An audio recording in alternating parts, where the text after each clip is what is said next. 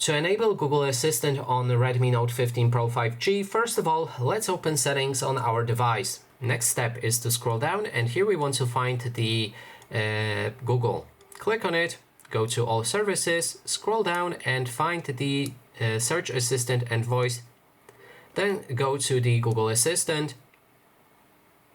And after that, we can scroll down to find the digital assistant from Google and activate Google Assistant from this specific list. Now when it's active, we can go back, and on the top you can set up your voice match and adjust all of the settings for your Google Assistant. Now in case your Google Assistant still doesn't work, open the apps in the main settings page, click on the three dots in the top right corner of the screen and go to other settings.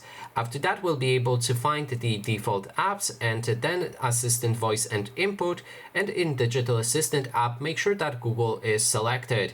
And that is basically everything. Thanks so much for watching, and if you like this video, please consider subscribing.